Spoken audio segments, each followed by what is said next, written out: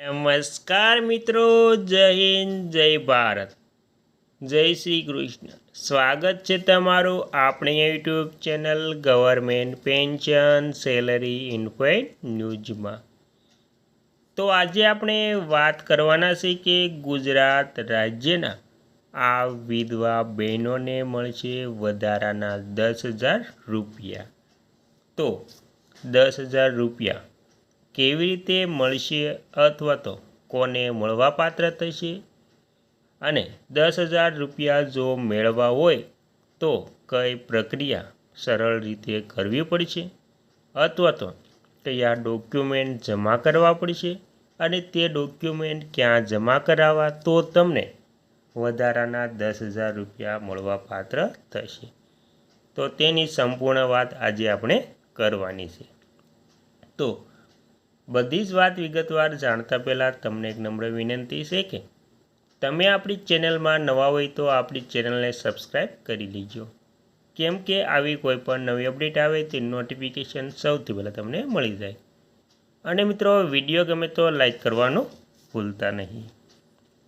તો સંપૂર્ણ વાત વિગતવાર જાણીએ તો હાલમાં મળતી સાચી સહાયની રકમ, તેમાં માસિક પેન્શન, ગુજરાત સરકારની ગંગાશ્રુપા આર્થિક સહાય યોજના, જે પહેલાં વિધવા સહાય યોજના તરીકે ઓળખાતી હતી, તેના હેઠળ લાયક વિધવા બહેનોને દર મહિને 1,250 ચૂકવવામાં આવે છે.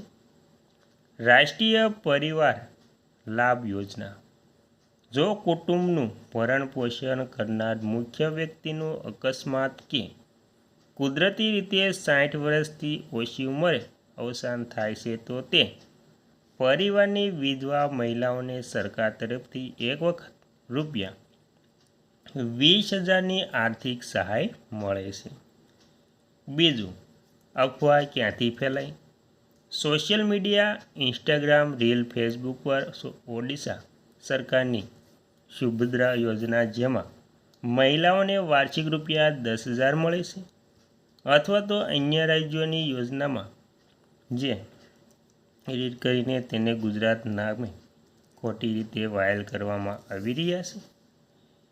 ત્યારબાદ ગંગાશ્રુપા યોજનાની મુખ્ય પાત્રતા, જો તમે અથવા તો તમારી આસપાસ કોઈ વિધવા બહેન યોજનાનો લાભ લેવા માંગતા હોય તો તે નિયમ મુજબ તેમની ઉંમર 18થી વધુ હોવી જોઈએ, એટલે કે 18 વર્ષથી વધુ હોવી જોઈએ. આવક મર્યાદાની વાત કરીએ તો ગ્રામ્ય વિસ્તાર માટે વાર્ષિક આવક રૂપિયા 1,20,000 અને શહેરી વિસ્તાર માટે 1,50,000 સુધી હોવી જોઈએ. વિશેષ નિયમ, જો વિધવા બહેનોને 21 વર્ષથી મોટી ઉંમરનો પુત્ર હોય તો પણ હવે આ યોજનાનો લાભ મળવાપાત્ર થાય છે. અને મિત્રો, ખોટી માહિતી કે વિડીયો પર વિશ્વાસ કરીને કોઈને ઓનલાઈન ફી ચૂકવશો નહીં. યોજનાના સત્તાવાર ફોર્મ અને માહિતી માટે તમે ગુજરાત સરકારના મહેસૂલ વિભાગની વેબસાઇટ અથવા તો નજીકના વીસી મામલતદાર કચેરી કે ડિજિટલ ગુજરાત પોર્ટલનો સંપર્ક કરી શકો છો.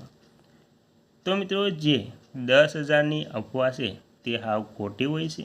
એટલે કે ગુજરાતમાં વિધવા બહેનોને દર મહિને વધારાના રૂપિયા 10,000 મળવાની વાત સંપૂર્ણપણે સાચી નથી અને તે માત્ર સોશિયલ મીડિયાની અફવા છે.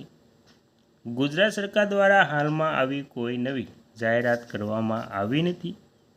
જે જાહેરાત છે તે ઓડિશાની છે, જેમ કે ઓડિશા સરકારની સુભદ્રા યોજના હેઠળ 10,000 રૂપિયા મળે છે, પરંતુ રાષ્ટ્રીય પરિવારના લાભ યોજનામાં આપણે 20,000 મળવાપાત્ર થાય છે. તેમાં પરિવારની વિધવા મહિલાઓને સરકાર તરફથી એક વખત, એટલે કે વન ટાઈમ 20,000 રૂપિયાની આર્થિક સહાય મળે છે.